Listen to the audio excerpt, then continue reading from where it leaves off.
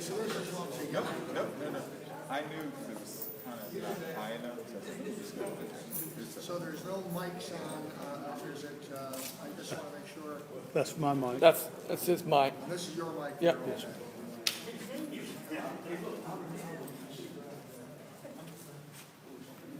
Do you have a new SD card in here? Sheriff's here. It's one you sent me. Okay. All right, folks, we're going to get ready to start here now if we can, and we've got the medians here, so we're going to have an official start. This is the informal start. I just wanted to let you know so everybody will pay attention and listen to what's being said here, and we're going to, whoever this is, we're going to get. All right, you ready to go? Just tell me, give me the, okay, very good. Good morning, ladies and gentlemen. Thank you all for being here this morning. This press conference is for the purpose of announcing a reward for Micaiah Slade, a 9-year-old girl from Edenton, North Carolina, that was murdered senselessly, shot a number of weeks ago. It was back in July. And we as a community, and I as the state senator for this region, and my colleague, Representative Ed Goodwin, who also represents this region, we were able to get together with some folks who you're going to hear from in a few minutes, and wanted to know collectively what is it that we could do to try and bring this perpetrator to justice.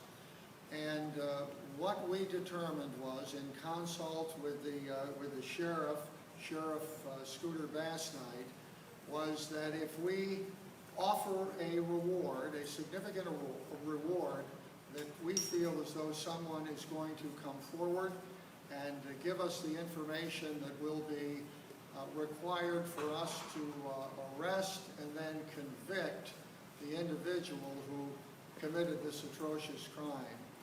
We also want to send a loud and clear message to the rest of the state and certainly the rest of the country that northeastern North Carolina and Edenton, North Carolina is not Chicago. While many of the deaths that occur there end up being a needless statistic, a senseless statistic, and the names are forever forgotten, we are not going to allow this to happen here. This isn't the way we operate. This isn't the way we live. We care for our brothers and sisters. We are all deeply offended by what took place here, and we are hurting and we are grieving. And that is why we are offering today a $5,000 reward for information leading to the arrest and the conviction of the killer of Micaiah Slade. So at this time, to give you a little bit more information, I'm going to call the sheriff up.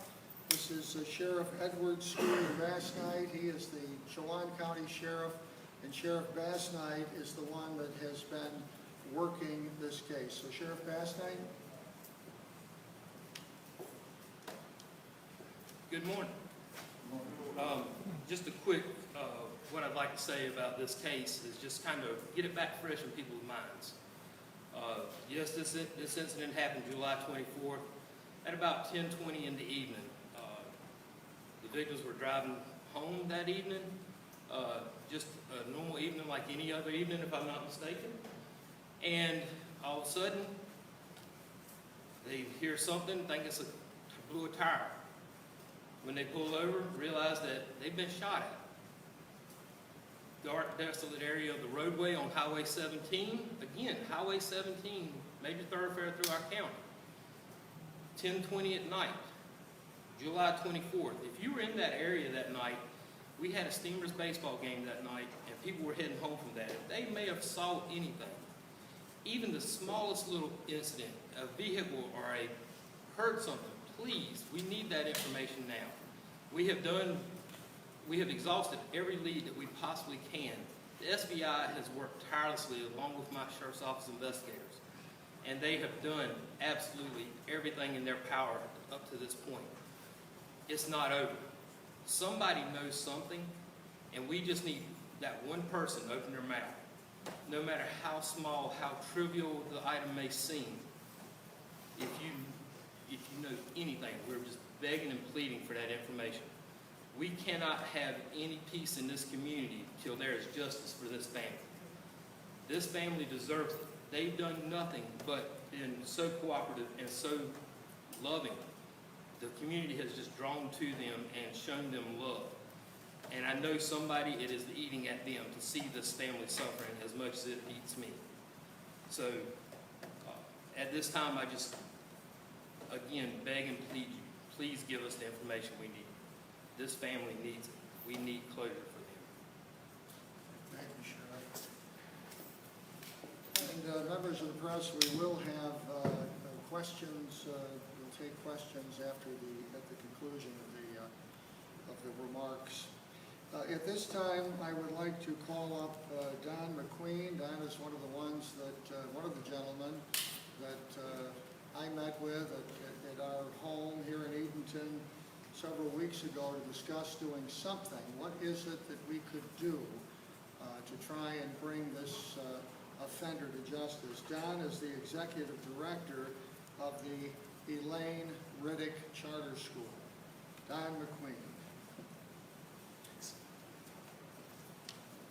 Good morning, ladies and gentlemen.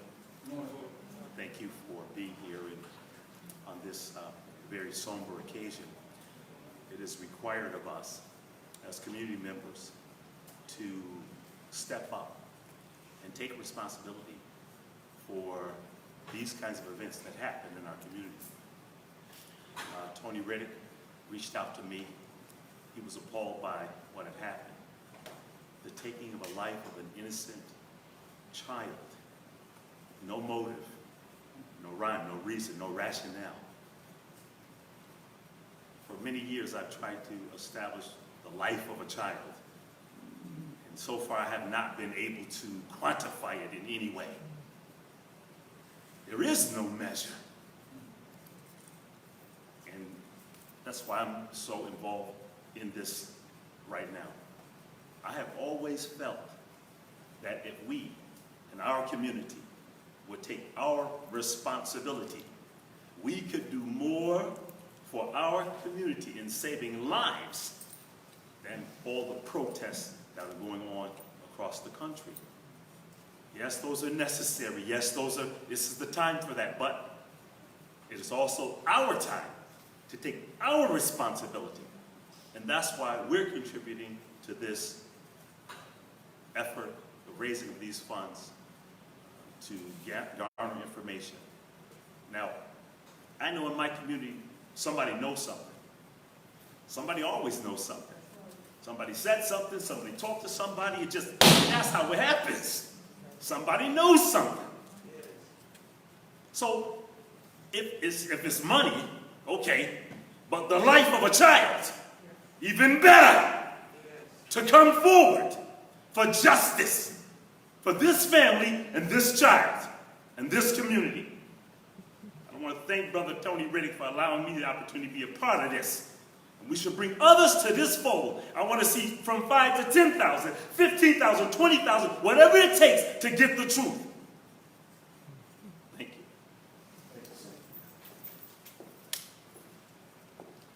Thank you, Don. Next up, I would like to bring to the microphone Tony Riddick, who serves on the board at the Elaine Riddick Charter School, and you heard Don reference Tony just a few moments ago. So, Tony? Thank you. Thank you for this opportunity. I'll try to be as brief as I can, but I want to approach this a little bit differently and look at it for what it really is. And Don sort of touched on it a little bit, and I want to expound on that. What we are confronted with today is a pandemic outside of COVID-19 that we've been neglecting. I want to share a couple things briefly. One scripture is in the book of Ezekiel 33 and 6. It's a beautiful scripture, and it says, "But if the watchman sees the sword coming and blows not the trumpet,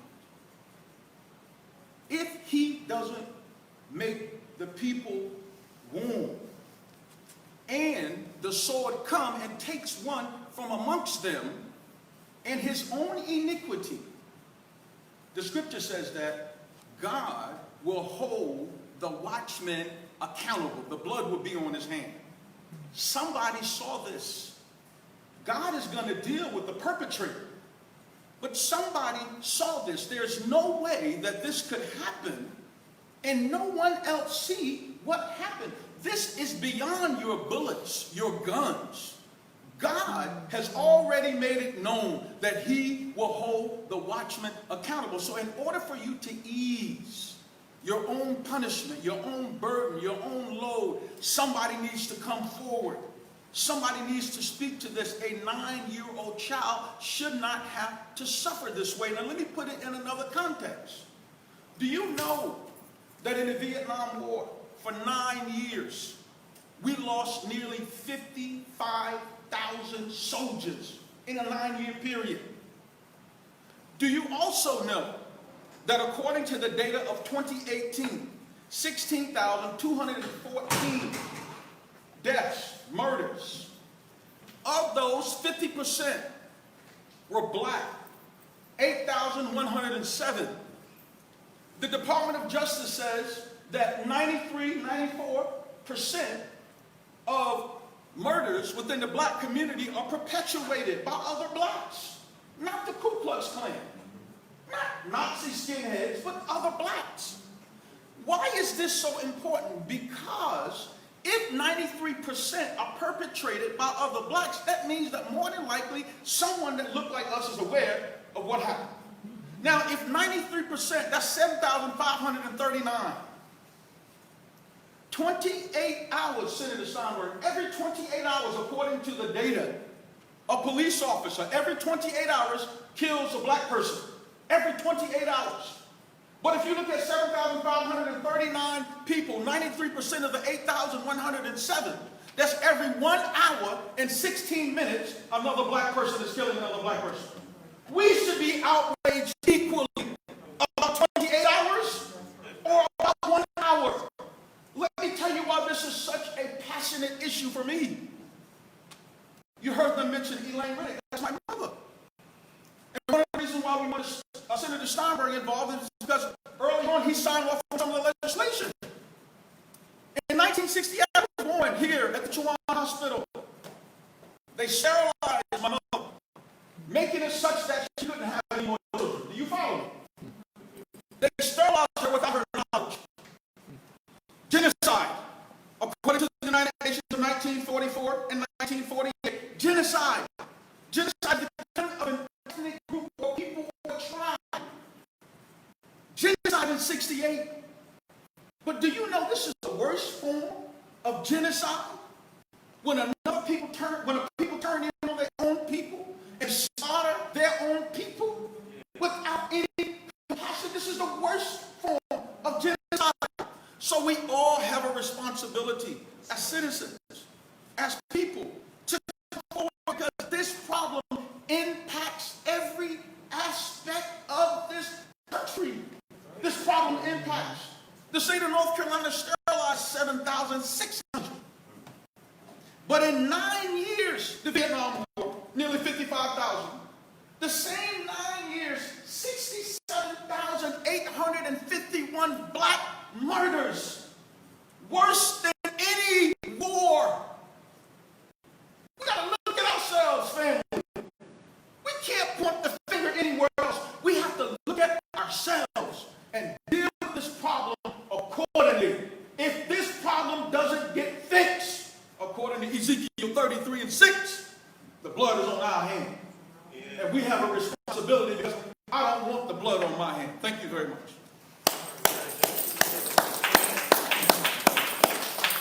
Thank you very much, Tony. Next up, I would like to call the North Carolina State Representative for this district, Ed Goodwin. Ed?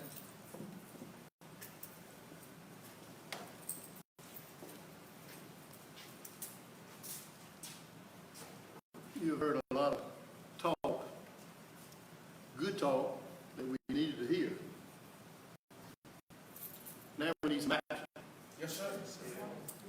What action we, the people, will take?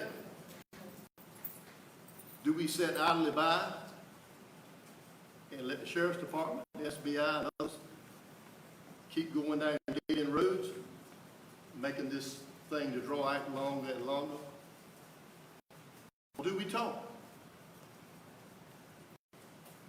We always said, don't tell on anybody. Well, probably everybody in this room has told something on somebody at one time, even if it was nothing else but gossip. We'll talk about each other. Well, what we're here for is something worth talking about. So anybody who knows something, you need to talk, but make sure you talk to the right person. Make sure you talk to the right person. And you talk the truth. As a retired special agent, federal government, I've worked a lot of cases like this. It hurts, and the chances of solving it go down greatly the longer it takes. So that's why this emphasis on somebody talking is being said by everybody. We are better people than this in this part of this state, in this part of this country, this part of this world. Like Mr. Riddick said before me, we don't do this kind of thing. This is not us. We are better than this. And that's what we need to be, better than this. It could be my child. I got 3 boys. It could be anybody's child in here, grandchild, brother, sister, whatever. But we're told, don't tap, right? Let me tell you something. All those years I was a lawman, I didn't solve them cases by myself. I wasn't that good. I always found somebody who had heard something that was told to somebody else that was told to them, and just run it backwards. Support your law enforcement to resolve this thing. Join this effort. If you feel led to contribute some money to it, join this effort. Resolve this thing. Prove to yourself that we, the people in Northeastern North Carolina, we are better than this. Everybody get involved. Everybody say something. Never let it rest. Never let it go. Just start up a conversation with somebody. I started up a conversation in here before this started with a man. Come to find out, I know his whole bloodline and didn't know it. Started naming names. Do you know so-and-so? Yeah, that was my dad. So I said, well, I work with the farm team. Oh, yeah, I know where you live. I told him the road I live on. He said, yeah, I know right where you live. You start a conversation, you find out with somebody, you have so much in common with them. So let's show the world, show the state and everybody else, we don't take this crap in Northeastern North Carolina. You saw something, you heard something, say something about it, and tell somebody. Thank you.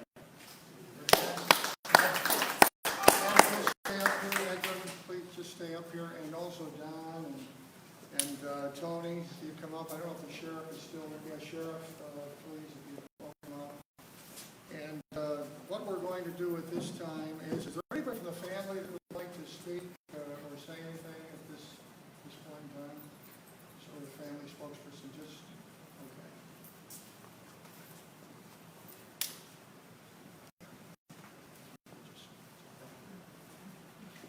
Can you say your name and spell for us? Just identify yourself first. Hey, good morning. My name is Felicia. I'm one of the aunts of Micaiah. Feliciia, last name Ford, Ford. This tragedy has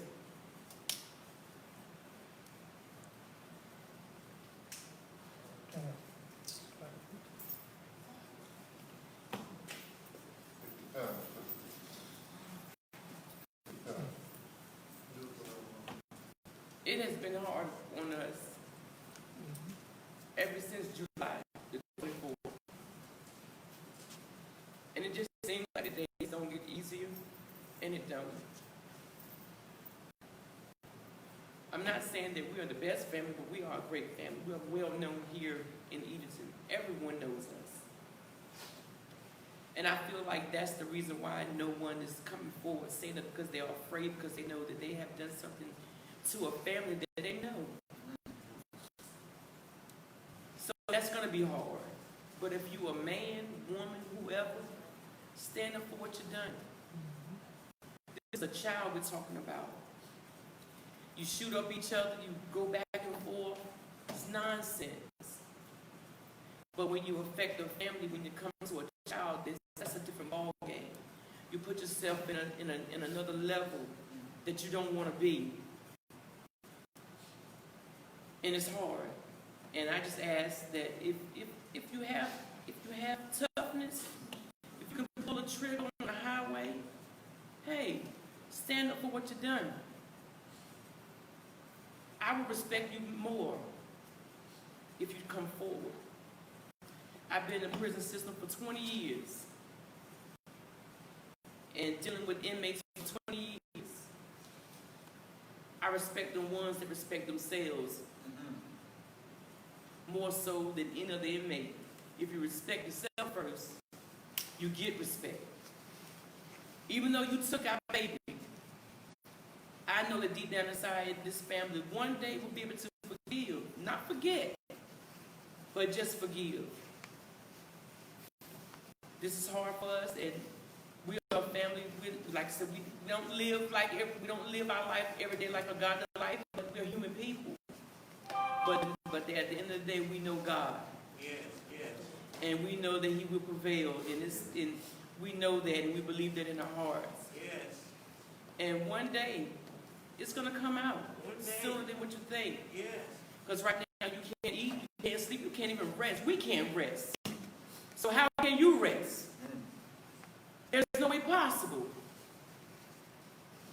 If you have any bit of heart concern of a child, you can't rest. There's no way.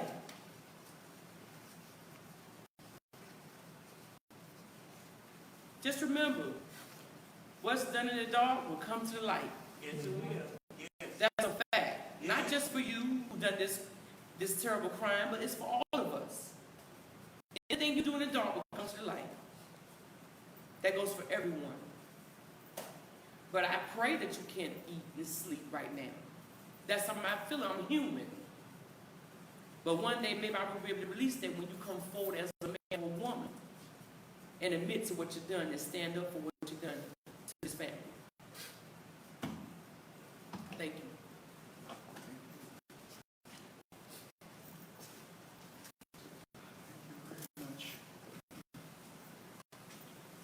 All right, at this time, if there are any questions from the media, certainly you can direct them to me, and I'll get the person up here that you're directing the question to. So we have another question here. Can we maybe get an update from the sheriff just on the status of the investigation? Has anyone come forward? I remember there was a point where you guys were looking at a full SUV.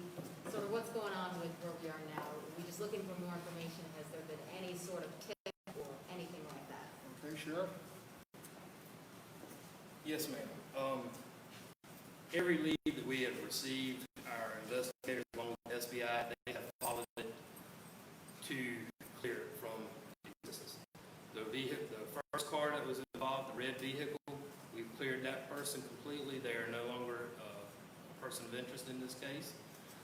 The later gold Tahoe that we were looking for, we have located it. We have cleared those people from the case also. That's why we are grateful for these people coming forward today to offer this reward, because we're almost, I don't want to say we're at a standstill, but we need leads. We're chasing every single lead down that possibly comes in, and it could be just simply you heard so-and-so say so-and-so or whatever. We're going to follow that down, but I need some leads to start sending my guys towards. The SBI needs this assistance also. Any follow-up for the sheriff? Thank you.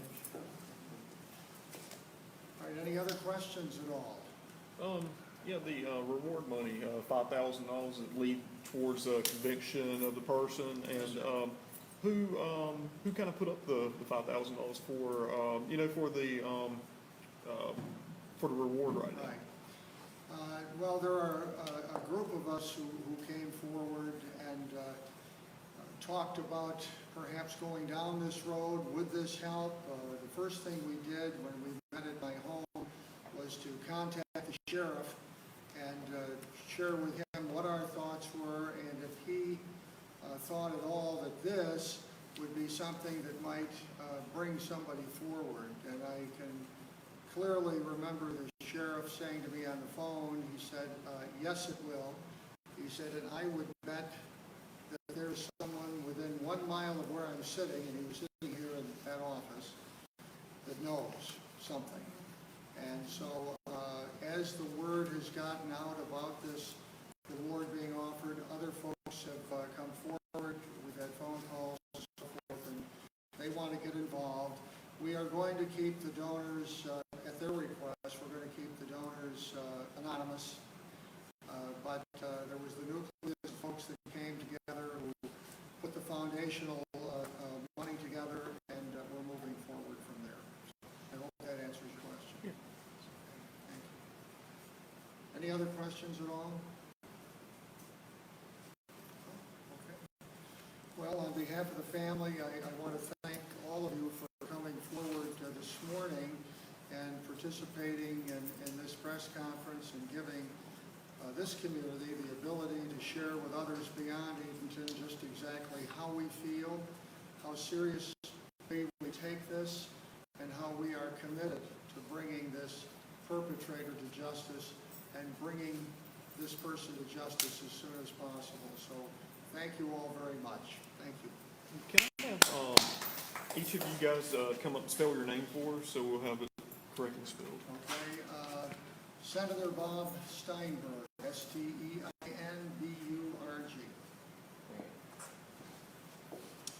Don McQueen, M-C-Q-U-E-N. And what's your title, sir? I'm the executive director for Lane Riddick Charter School. Ed Goodwin, I believe you have it because I think we traded phone calls back and forth. Yes, sir. Okay. Tony Riddick, R-I-D-D-I-C-K. And what's your title? I'm just the board member of the Lane Riddick Charter School. Sheriff Edward Basnight, B-A-S-N-I-G-H-T.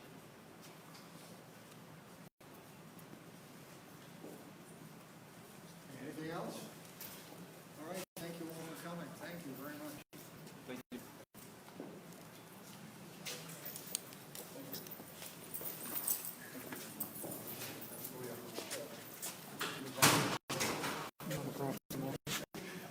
A bit done.